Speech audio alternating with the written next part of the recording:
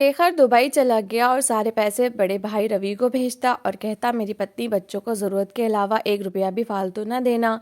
तो रवि ने इस बात का फ़ायदा उठाया। वो शेखर की पत्नी को कुछ न देता और उसके बच्चे खाने के लिए भी तरस कर रह गए।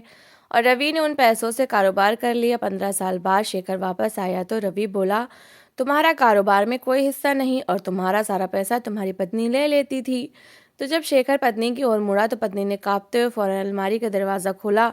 तो रवि के पैरों के नीचे से ज़मीन निकल गई क्योंकि उसके अंदर से पहले दिन से ही शेखर को रेखा एक आंकना भाई वो साधारण शक्ल सूरत की कम पढ़ी लिखी लड़की थी जिसे शेखर की माँ अपनी मर्जी से ब्याह कर ले आई थी। जबकि शेखर सुंदर पत्नी चाहता था। ज़्यादा मेरे करीब होने की कोशिश मत करना। तुम्हें माँ जी ब्याह कर लाई हैं इसलिए तुम्हारी जो भी ज़रूरत हो तुम उन्हीं से कहना। फालतू में मेरे सर पर सवार हुई तो अच्छा नहीं होगा। पहली रात ही शेखर ने उसे बुरी तरह से झिड़क दिया। गरीब परिवार से संबंध रखने वाली रेखा सहम कर रह गई मगर उसने अपने ओठ सी लिए थे। शेखर ने रेखा को कभी अपनी पत्नी स्वीकार न किया और ना ही उसने कभी उसकी कोई ज़रूरत पूरी की। माँ भी जब तक जिंदा रही वो रेखा को सर्दी और गर्मी के कपड़े दिला दिया करती। रेखा को पैसों की ज़रूरत होती तब भी वो माँ से ही कहती। वो अच्छी औरत थी। कभी रेखा की मदद कर दिया करती और कभी उसे समझा देती कि अभी मेरे पास पैसे नहीं हैं। रेखा ने भी शायद इसको अपनी किस्मत समझकर मान लिया था। वह खामोशी से घर के कामकाज में जुट गई। सुंदर कम सही लेकिन बहुत सुघड़ औरत थी। उसने पूरे घर को जैसे स्वर्ग बना दिया। शेखर के कपड़े हर समय इस्त्री किए हुए अलमारियों में लटके हुए रहते। घर में जो भी सामान आता रेखा उससे बहुत स्वादिष्ट खाने बनाती। साथ तो उससे बहुत खुश थी लेकिन ना जाने क्यों शेखर को उसमें कोई रुचि नहीं थी। हाँ जैसे तैसे करके अब वो उससे थोड़ी बात कर लिया करता था। शेखर का बड़ा भाई रवि भी शादीशुदा था। उसकी पत्नी रचना को रेखा से न जाने कौन सा बैर था। रवि उसे अपनी पसंद से ब्याह कर लाया था और माँ जी को वो एक आंकना भाती थी। माँ जी अपनी हर बात में रेखा से राय लेती इसलिए रचना को उससे चिढ़ थी। माँ जी का देहांत होते ही रेखा पर तो जैसे पूरी दुनिया ही तंग हो गई। इस घर में अब उसका अकेला सहारा भी ना रहा था। शेखर तो वैसे ही उसे पसंद ना करता था। रचना ने घर के हर काम से अपने हाथ खींच लिए। रेखा सुबह भोर से जागती तो रात गए तक उसके कामकाज ही खत्म ना होते। शेखर बाहर काम से आता तो आकर रेखा को थके हारे अंदाज में घर के कामकाज निपटाता देखकर उसे गुस्सा आता।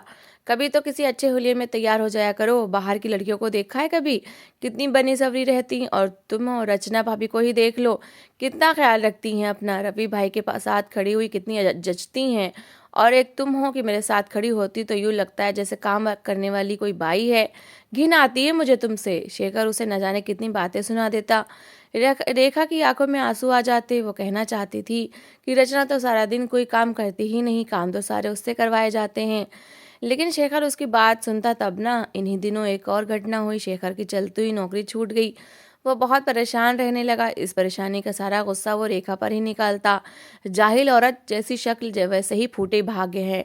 अपने साथ साथ मुझे भी अपनी मनहूसियत लगा दी है। अच्छी भली नौकरी थी अब वो भी हाथ से चली गई है। ढूंढ ढूंढ कर थक गया हूँ कहीं नौकरी नहीं मिल रही। शेखर रेखा को देखती तो चिल्लाने लगता। देख रेखा बहुत परेशान थी। घर में रवि की कमाई से थोड़ा बहुत गुजारा होने लगा लेकिन रवि चालाक था। उसने अपनी पूरी सैलरी कभी घर में दी ही नहीं थी। अभी देने वाले पैसों में उसने और भी कमी कर ली। घर में भूखे रहने तक की नौबत आ पहुंची। रेखा का छोटा सा एक बेटा था और वो खुद 7 महीने की प्रेग्नेंट भी थी। छोटा बच्चा भूख से बिलखता और दूध मांगता तो रेखा तड़प कर रह जाती मगर शेखर को कुछ कहना अपनी शामत बुलवाना था इसलिए बस वो धीरज के घूंट पीकर रह जाती। एक दिन शेखर घर आया तो उसके चेहरे पर थोड़ी सी चमक थी। तुम्हारी शादी के गहने कहाँ हैं? वो जो माँ ने तुम्हें दिए थे और मेरी माँ ने अपने गहने भी तो तुम्हारे पास रखवा दिए थे। वो सारा मुझे चाहिए। शेखर ने आदेश भरे अंदाज में कहा। रेखा कुछ पल तक तो उसे देखती रही लेकिन इनकार करने की हिम्मत उसमें कहाँ थी। उसने सारे गहने जो कई तोले थे वो लाकर शेखर के सामने रख दिए लेकिन इससे सवाल पूछ ही लिया आप इन गहनों का क्या करेंगे? क्या कोई कारोबार करना चाह रहे हैं? रेखा ने पूछा तो शेखर हंस दिया। यहाँ पर रहकर कारोबार करूंगा तो तुम्हारी मनहूसियत उसे भी ले डूबेगी। मैं इन गहनों को बेचकर दुबई जाना चाहता हूँ। वहाँ अच्छी नौकरी मिल रही है। हमारे हालात बदल जाएंगे। गहनों के डिब्बे लेकर वो घर से बाहर चला गया। रेखा उसे जाते हुए देखने लगी। उसके दिल को कुछ हो रहा था। रचना और रवि का व्यवहार पहले ही उसके साथ अच्छा नहीं था। अब अगर शेखर भी इस घर से चला जाता तो ना जाने उसके साथ क्या करते। लेकिन खुद शेखर भी तो कम न था। गहने बेचते ही उसने अपने दुबई जाने की सारी व्यवस्था कर ली थी। जिस दिन उसकी दुबई की फ्लाइट थी वो बड़े जोशीले अंदाज में तैयारी कर रहा था। रेखा का छोटा बेटा आज सुबह से मचले जा रहा था। उसने रचना के बेटे के पास एक काले रंग की गाड़ी देख ली थी और बार बार अपनी माँ से वैसा ही खिलौना मांग रहा था। रेखा उसे पुचकार पुचकार कर थक चुकी थी। तंग आकर उसने बच्चे को गले से लगाया और बोली, तुम्हारे पापा दुबई जा रहे हैं, वहां से बहुत सारे पैसे भेजेंगे, इन पैसों से मैं आपको एक गाड़ी दिलाऊंगी। बच्चा समझा तो नहीं, लेकिन माँ की बात पर थोड़ा सा खुश जरूर हो गया था। शेखर कुछ पल तक रेखा को देखता रहा। उसके दिल में नफरत की एक तेज लहर उठी। लगातार कामकाज ने उसे और भी बदसूरत कमजोर बना दिया था। वो अचानक अपने कमरे से निकला। सामने ही रवि और रचना हंसते हुए कोई बात कर रहे थे। शेखर को अपनी भाभी बहुत पसंद थी, सुंदर और समझदार। वो आगे बढ़ा। हाँ भाई, सारी तैयारी हो गई दुबई जाने की? रवि भाई ने पूछा तो शेखर बोला, जी भाई, मगर इस बेवकूफ़ औरत को देखिए, अभी मैं वहाँ पहुँचा नहीं और ये मेरी कमाई पर नज़र लगाए बैठी है कि मैं वहाँ से खूब सारे पैसे इसे भेजूंगा और ये फिजूल पैसों को उड़ाएगी। रचना के भी कान खड़े हुए। खुद रवि भी थोड़ा गंभीर सा हो गया था। तभी शेखर बोला, नौकरी मिलते ही मैं वहाँ की सारी कमाई आपके अकाउंट में भेजा करूँगा। अगर रेखा आपसे पैसे मांगे तो ज़रूरत के पैसों के अलावा इसे कोई पैसे ना दीजिएगा, बल्कि अपने पास पैसे जमा कीजिएगा। कुछ समय बाद मैं वहाँ से लौट आऊँगा और यहाँ आकर अपना कारोबार करूँगा। अगर मैं सारी कमाई इस औरत को भेजता रहा तो मेरे आने से पहले सब कुछ खर्च कर देगी। वैसे भी उसकी ज़रूरत ही क्या है? खुद से कहते हुए शेखर ने सिर झटका। रवि के होठों पर बड़ी सी मुस्कुराहट बिखर गई थी। यही तो वो रचना चाहते थे जो शेखर ने अपने मुंह से कह दिया था। जाते समय भी शेखर ने रेखा से कोई बात ना की। वो चला गया तो दिन खामोशी से गुजरने लगे। रेखा इसी तरह अपनी खराब होती तबीयत के बाद भी सारे घर के कामकाज करती रहती। उसका फ्रूट खाने को दिल चाहता, लेकिन वो इंतजार कर रही थी कि शेखर पैसे भेजेगा तो वो अपनी दवाइयाँ भी लाएगी और फल फ्रूट भी। शेखर को गए 1 महीने से ज़्यादा का समय हो चुका था। वो परेशान थी कि अभी तक उसने पैसे क्यों नहीं भेजे। उस दिन रवि का घर वापस आया तो उसके हाथ में बड़े बड़े शॉपर थे। रचना, ओ रचना, मेरे दोस्तों की आज शाम में दावत है, रेखा से कहना कि ज़रा अच्छा सा खाना बनाए, उसने थैले किचन में रखते हुए कहा। अंदर से रचना झुला इठलाती हुई बाहर आ गई। मैंने आपसे कहा था कि मुझे शॉपिंग पर जाना है और छोटू के स्कूल की फीस भी देनी है, आपने मुझे अभी तक पैसे नहीं दिए। रचना के कहते ही रवि ने जेब में हाथ डाला और कहा, अरे इंतज़ार की क्या बात है, शेखर ने जाते इतने सारे पैसे भेज दिए हैं, ये लो तुम शॉपिंग कर आना। उसने कई नोट रचना की ओर बढ़ाए जिसे उसने खुशी से झपट लिए। सामने ही रेखा पोछा लगा रही थी। उसने भी रवि को देखा। शेखर ने पैसे भेज दिए थे और उसे बताया तक नहीं था, जबकि उसके पास अपनी दवा के लिए भी पैसे नहीं थे। रेखा ने झिझकते हुए रवि से पूछा कि शेखर ने पैसे भेज दिए हैं? अगर ऐसा है तो मुझे मेरे पैसे दे दे, मुझे डॉक्टर के पास जाना है। रेखा ने कहा तो रवि गंभीर होते हुए उसकी ओर बढ़ा। हाँ, ये लो तुम्हारे पैसे, उसने अलग से भेजे थे। रवि ने जेब में हाथ डालकर 1,000 रुपये निकालकर रेखा की ओर बढ़ा दिए। वह हैरान रह गई। सिर्फ 1,000? इनसे मैं क्या करूंगी रवि भाई? रेखा ने पूछा तो रवि चिढ़ गया। अरे तुम्हारी ज़रूरत और है ही क्या? खाना पीना तो घर में चल रहा है, कपड़े जूते तुम रचना से लेकर पहन लिया करना, बच्चा तुम्हारा भी छोटा है, इतने पैसों में ही तुम्हारा गुजारा हो जाएगा। इतना कहते ही वो वहां से चला गया। देखा 1,000 रुपये हाथ में पकड़े खड़ी रह गई। उसकी आंखों में आंसू आने लगे। उसकी तबीयत ज्यादा खराब होने लगी। लेकिन इन 1,000 रुपये से वो क्या क्या करती? बच्चा कई दिनों से खिलौना मांग रहा था। रेखा खामोशी से जाकर उसे खिलौना दिला लाई। खुद उसके अपने कपड़े और बच्चों के कपड़े फट चुके थे, लेकिन इन पैसों में वो क्या क्या खरीदती? अपनी खराब तबीयत को वो खामोशी से बर्दाश्त कर गई, मगर कितना सहन करती? 9वां महीना पूरा होते ही उसे तेज दर्द उठने लगे, मगर उसके पास तो पैसे बचे ही ना थे। किचन में खाना बनाते बनाते उसके पेट के निचले हिस्से में तेज दर्द होने लगा तो वह तड़प उठी। रचना ने उसे नीचे गिरते हुए देख लिया था, इसलिए मुंह बनाने लगी। अब इस महारानी की डिलीवरी पर 1,000 रुपये का खर्चा आ जाएगा, उसने बड़बड़ाते हुए रवि से कहा, जो मोबाइल पर बिजी था। क्यों 1,000 रुपये का खर्चा आएगा? मैं रिक्शा लेकर आता हूँ, इसे सरकारी अस्पताल ले जाते हैं। आखिर सरकारी अस्पतालों में भी तो लोगों की डिलीवरी होती है। वैसे भी शेखर ने कहा था कि वो रेखा पर 1 रुपया भी खर्च नहीं करना चाहता। रवि ने आराम से कहा और उठकर बाहर चला गया। थोड़ी देर के बाद रिक्शा आया तो पड़ोसन के साथ तड़पती हुई रेखा को बिठाकर सरकारी अस्पताल भेज दिया गया। खुद उसने अस्पताल जाना भी गवारा न किया। सरकारी अस्पताल में मरीजों की लंबी लाइन थी। रेखा दर्द से तड़पती रही। डॉक्टर ने उसके लिए ऑपरेशन का कहा था। पड़ोसन तो थक हार कर शाम को वापस आ गई। रेखा लावारिसों की तरह सरकारी अस्पताल में ही पड़ी रही। जब उसका नंबर आया तो डॉक्टर ने उसका ऑपरेशन कर दिया। उसकी एक बेटी पैदा हुई। रेखा की आंखों से आंसू बहने लगे। जब उसका पति उसका ख्याल न करता था तो किसी और को क्या ज़रूरत थी उसका ख्याल करे? डॉक्टर ने दवाइयों का एक पर्चा उसे थमा दिया था। यहाँ पर सिर्फ इलाज मुफ्त होता है, दवाइयाँ खुद खरीदनी पड़ती है, बाहर जाकर ये सब खरीद लेना, डॉक्टर ने सख्ती से कहा। रेखा उठ खड़ी हुई। वो जानती थी दवाइयों के लिए उसके पास 1 रुपया भी नहीं आएगा। लड़खड़ाते कदमों से वो रिक्शे में बैठकर घर वापस आई। रिक्शे का किराया देने के भी उसके पास पैसे न थे। घर में रवि और रचना बैठे थे। रवि ने मुंह बनाते हुए रिक्शे वाले को किराया दे दिया। रेखा ने दवाइयों का पर्चा रचना को पकड़ा और कहा, ये मेरी कुछ दवाइयाँ हैं जो खाना ज़रूरी है, वरना घाव नहीं सूखेगा। शेखर से कहें कि मुझे इन दवाइयों के पैसे भेज दे, रेखा ने कहा था। रचना ने लापरवाही से पर्चा साइड में रख दिया। शेखर भाई ने जो पैसे भेजे थे उससे रवि ने अपना कारोबार शुरू कर लिया है। अभी फ़िलहाल तो उनके पास कोई पैसे नहीं हैं, और वैसे भी शेखर भाई ने खुद ही कहा था कि तुम्हें तुम्हारी ज़रूरत के अलावा कोई पैसे न दिए जाए। अब हम भला क्या कर सकते हैं। वो कंधे उचका कर कमरे से निकल गई। रेखा का दिल चाहा वो फूट फूट कर रो दे। नन्ही सी जान को दूध की ज़रूरत थी, मगर रेखा को ना तो दवाइयाँ मिल रही थी और ना ही अच्छी खुराक। ऐसे में वो बच्ची को दूध कैसे पिलाती। जैसे तैसे करके वह चौथे पांचवें दिन चारपाई से उठ खड़ी हुई। दवाइयाँ खरीदने के लिए उसने अपने कानों में डाली हुई बालियाँ ले जाकर बाजार में बेच दी थीं, जिनसे उसकी एक हफ्ते की दवाइयाँ आ गईं। किसी तरह से उसका घाव ठीक हुआ तो वह खामोशी से दोबारा घर के कामकाज करने लगी, क्योंकि जितने दिन वो चारपाई पर रही थी रचना उसे एक समय का खाना देती, दूसरे समय शोर मचाने लगती थी। शेखर तो ऐसा गया कि उसने पलटकर दोबारा रेखा की कभी खबर ही न ली। रवि ने उसके भेजे हुए पैसों से अपना कारोबार जमा लिया था। अब उसे लाखों की आमदनी होने लगी थी। उसके और रचना के तो तेवर ही बदल गए थे। घर में नौकरों को भी रख लिया गया था। रेखा पर काम का बोझ तो काफ़ी कम हो गया था, लेकिन वो और उसके बच्चे नौकरों की भी बुरी जिंदगी गुजार रहे थे। उसके हिस्से में अब भी वही 1,000 रुपये आते, जो हर महीने शेखर के भेजे हुए पैसों में से निकाल कर रवि उसके हाथ पर रख देता था।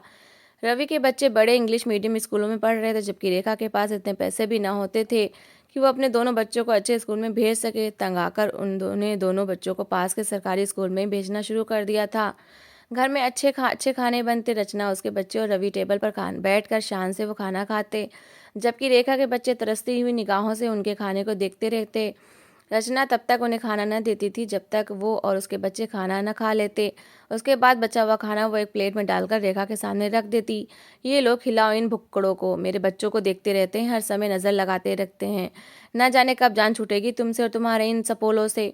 वो नफरत भरे अंदाज में रेखा को प्लेट थमाते हुए कहती। रेखा खामोशी से अपने बच्चों को खाना लेकर अलग कमरे में चली जाती। पिछले कई सालों में उसने अपने लिए कोई नया जोड़ा न बनाया था। मोहल्ले वाले उसकी हालत जानते थे। साथ वाली पड़ोसन उसे अपने पुराने कपड़े दे जाती।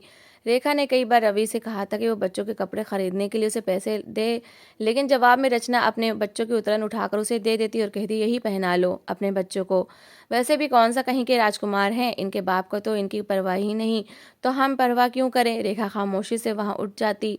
बात तो उसकी सच थी। धीरे धीरे दिन गुजरते रहे। 15 साल का समय गुजर गया। सरकारी स्कूल से निकलकर रेखा के बच्चे अब कॉलेज में जाने लगे थे, लेकिन रचना के बच्चे उनसे कहीं ज़्यादा सफल थे। रवि का बनाया हुआ कारोबार अब पूरे शहर में फैल चुका था। घर में पैसे की रेल पेल थी, मगर रेखा को देखकर यूं ही लगता जैसे वो घर की कोई नौकरानी हो। उस दिन छुट्टी का दिन था। रवि देर से उठा। रचना बनी सवरी नाश्ते की मेज़ पर बैठी थी। आज तो हलवा पूड़ी बनाओ, बहुत दिल चाह रहा है हलवा पूड़ी खाने का। रवि ने रेखा को आदेश दिया, जो किचन में सबका नाश्ता बना चुकी थी। उसने खामोशी से हलवा पूड़ी बनाने की तैयारी शुरू कर दी, क्योंकि खाना किचन में अब भी वही बनाया करती थी। काफ़ी देर की मेहनत के बाद जब उसने गर्म गर्म हलवा पूड़ी लाकर रवि और उसके बच्चों के सामने रखी तो बाहरी दरवाजे पर एक शोर सा मचा। कोई है, कोई है। छुट्टी के दिन सुबह सुबह कौन आ गया, रवि ने गुस्से से कहा, लेकिन दरवाजे से शेखर अंदर आ रहा था। वो चेहरे से बड़ा खुश नजर आ रहा था, मगर सर के बाल सफ़ेद हो चुके थे। वो पहले से काफ़ी कमज़ोर लग रहा था। शायद वो वहाँ पर बहुत मेहनत किया करता था। शेखर को देखते ही रवि चौंका। शेखर आगे बढ़कर उसके गले लग गया, मगर रवि के अंदाज में कोई अपनापन नहीं था।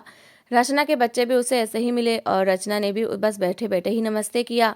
कैसे हो शेखर, तुमने तो आने की कोई खबर ही नहीं दी, रवि ने चाय के मग को मुंह में लगाते हुए कहा। तो शेखर खामोशी से कुर्सी घसीट कर वहीं नाश्ते की मेज़ पर बैठ गया।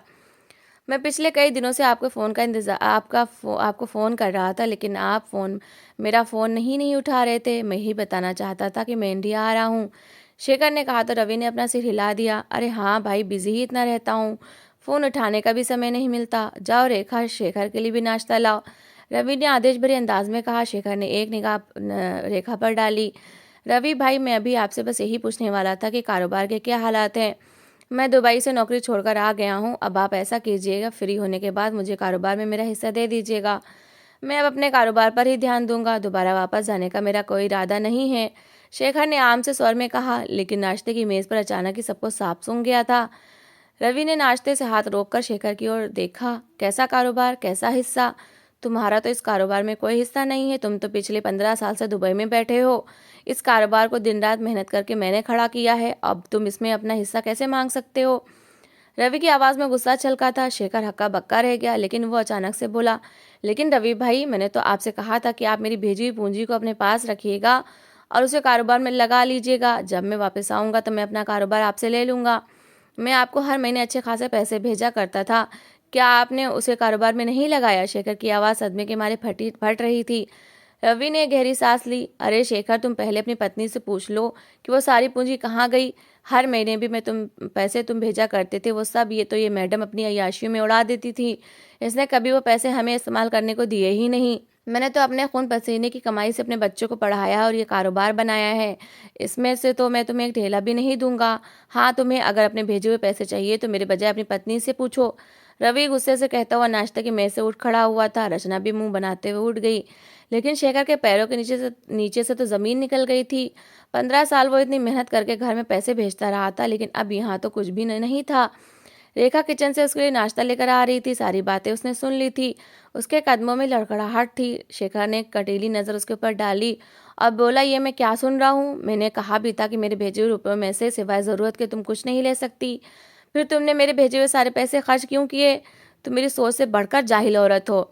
उसके हाथ में पकड़ा हुआ नाश्ता उठाकर जमीन पर पटकते हुए शेखर जोर से चिल्ला रहा था। रेखा का दिल सहम कर रह गया था। मैं सारी उम्र परदेश में मेहनत करता रहा और बाहर देखो, रवि भाई की शानदार सी गाड़ी खड़ी है, ये घर इनका है ये कारोबार इनका है, और मेरे हाथ में क्या है? तुम्हारी जैसी बेवकूफ़ औरत। न जाने तुमने बच्चों को कैसी परवरिश की होगी। दिखाओ मुझे वो सारा सामान जो तुमने मेरी मेहनत से भेजी हुई पूंजी से खरीदा है। शेखर अपनी जगह से उठ खड़ा हुआ और रेखा डरने लगी। शेखर गुस्से में कमरे में गया था, लेकिन कमरे में आते ही वो बुरी तरह से चौंका। जो फर्नीचर और सामान वो छोड़कर गया था वो सारा खराब हो चुका था। सीलन से भरी दीवारें थीं। पूरे घर में शानदार पेंट हुआ था, लेकिन सिर्फ रेखा का कमरा ही ऐसा खराब पड़ा था। दीवार के साथ एक पुरानी अलमारी रखी थी, वही अलमारी जो रेखा अपने दहेज में लेकर आई थी। उसके दोनों पट उखड़ चुके थे। रेखा ने किसी तरह कील ठोक कर उसे लगा रखा था। शेखर आगे बढ़ा और उसने जोरदार तरीके से अलमारी खोली। इन कपड़े और जूतों पर पैसे खर्च करती रही हो तुम। उसने अलमारी के अंदर झांका, लेकिन धक से रह गया। अलमारी के अंदर शायद 3 जोड़े रखे हुए थे और बच्चों के कपड़े वाले खाने में तो दो दो जोड़े के अलावा कोई कपड़ा न था। जूते तो थे ही नहीं। शेखर पलटा, ये सब क्या है? वो हैरान हो रहा था। रेखा ने अपना सर झुका लिया। ठीक उसी पल खुले दरवाजे से रेखा के दोनों बच्चे अंदर कमरे में आए। आप मम्मी से क्यों पूछ रही हैं? ये सब क्या है? आपको अपने भाई से पूछना चाहिए, जिनके अकाउंट में आप हर महीने पैसे भेजा करते थे। रेखा का बड़ा बेटा गुस्से से कह रहा था। साधारण शिक्षा और कम खाने के कारण उसका व्यक्तित्व दबा हुआ था, लेकिन इसके बाद भी वो निडर था। अपने बच्चों को देखकर शेखर थोड़ा पिघल गया। वो आगे बढ़कर उन्हें गले लगाना चाहता था, लेकिन बेटे ने हाथ उठाकर उन्हें रोक दिया। सारी जिंदगी आपने दूसरों पर भरोसा किया और अपनी पत्नी और अपने बच्चों को अनदेखा किया। कभी सोचा भी है आपने कि आप जो सारे पैसे भेजा करते थे वो ताऊजी हमें क्यों देते? उन्होंने वो सारी पूंजी हमेशा अपनी पत्नी और अपने बच्चों पर खर्च की। मेरे सामने आपके भेजे हुए पैसों से उनके बच्चे खिलौने लेकर ऐश करते रहे, अच्छा खाना खाते रहे, अच्छे स्कूलों में पढ़ते रहे, और हमारे पास खाने के लिए भी कभी एक समय का होता और कभी ना होता। उनका बचा हुआ खाना हमें खाना पड़ता। हम दूसरों की उतरन पहनकर अब तक गुजारा कर रहे हैं। मम्मी सारा दिन जानवरों की तरह घर में काम करती हैं। आपके भेजे हुए पैसों से ही उन्होंने अपना कारोबार बनाया है और आज वो लोग ऐश कर रहे हैं, जबकि आज एक बार फिर आकर आप हमारी माँ पर चिल्ला रहे हैं। शेखर के बेटे की आंखों से आंसू बहने लगे थे। खुद शेखर भी हैरान परेशान खड़ा था। उसके दोनों बच्चे और पत्नी नौकरों से भी बेकार होलिये में लग रहे थे। तीनों की सेहत भी कमजोर थी। शेखर लड़खड़ाता हुआ बाहर निकला। पैसे तो वो हर महीने रवि के अकाउंट में ही भेजा करता था, तो फिर क्या रवि उससे झूठ बोल रहा था? शेखर को विश्वास न आया। मैं खुद भाई से बात करता हूँ। वो दबे कदमों से चलता और रवि के कमरे के सामने जाकर खड़ा हुआ, जिसका दरवाजा हल्का सा खुला था। शेखर ने लॉक पर हाथ रखा और अंदर को धकेलना चाहा, लेकिन अगले ही पल वो चौंक गया। खुले दरवाजे से अंदर की आवाजें बाहर भी साफ सुनाई दे रही थीं।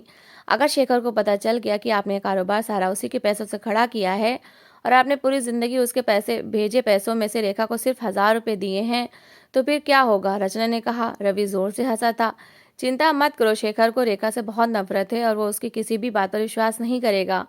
वो चाहे सर पटक पटक कर बोले कि शेखर का भेजा हुआ सारा पैसा हमने इस्तेमाल किया है, वो मानेगा सिर्फ वही बात जो मैं उससे कहूँगा। रवि के स्वर में घमंड था। रचना भी हंसने लगी। बेचारी रेखा सारी उम्र हमारी और हमारे बच्चों की उतरन पहनती रही। सारी जिंदगी उसको दवा तक के लिए हमने पैसे ना दिए और आज शेखर उसी को मुजरिम समझ रहा है, जबकि हम तो हमेशा की तरह उसके अच्छे ही बने रहेंगे। रचना की बात पर रवि जोर से हंसा था। बेवकूफ़ आदमी ऐसे ही होते हैं। रेखा ने उसका घर बनाने के लिए क्या नहीं किया, हमेशा उसकी सेवा की, उसके घर को अपना समझा। लेकिन ये शेखर है ही अकल का अंधा। अब अगर खुद अपनी पत्नी और अपने बच्चों की चिंता नहीं करता तो हम क्या कर सकते हैं।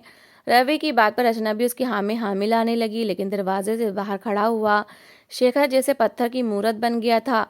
रवि की बात ने तो जैसे उसे आईना ही दिखा दिया था। सच में पिछले 15 सालों में एक बार भी उसने रेखा की खैर खबर न ली थी। हालांकि रेखा ने उसके लिए क्या नहीं किया था, जानबूझकर वो अपने उन्हीं रिश्तेदारों पर भरोसा करता रहा जिन्होंने उसके पेट में खंजर घोंपा था। उसकी आंखों से आंसू बहने लगे। वो पलटकर रेखा के कमरे में चला गया जहां वो अपने दोनों बच्चों के साथ खामोश बैठी थी। मुझे माफ कर दो रेखा, मुझे सच्चाई का पता चल गया है। दोनों हाथ उसके सामने जोड़ते हुए शेखर गिड़गिड़ा रहा था। रेखा खामोशी से देखती रही। शेखर का इस तरह माफी मांगना उसके पीछे दुखों को खत्म तो नहीं कर सकता था, हाँ, मगर उसके बच्चों की आने वाली जिंदगी अब सुरक्षित हो गई थी। सच्चाई का पता चलते ही शेखर ने रवि पर दबाव डालकर कारोबार का एक बड़ा हिस्सा अपने नाम करवा लिया था। हालांकि रवि उसे 1 रुपया भी नहीं देना चाहता था, लेकिन शेखर ने उसे धमकी दी थी कि वो पिछले सारे सालों में अपनी भेजी हुई पूंजी का सबूत निकालकर उसे जेल में भिजवा सकता है। तब जाकर रवि ने उसकी बात मानी थी। घर में उसका भी हिस्सा था। घर बेचकर उसने अपना और रेखा का एक अलग घर बनाया जहां वो अपनी पत्नी और बच्चों को सारी खुशियां देना चाहता था। उसे अपने किए पर बहुत पछतावा था, लेकिन अब वो खुश था। देर से ही सही उसे अकल आ गई थी और उसे अपनी पत्नी की कदर होने लगी थी जिसने उसकी खातिर कितना ही बलिदान किया था। तो दोस्तों, इस कहानी को लेकर आपकी क्या राय है कमेंट बॉक्स में ज़रूर बताएं।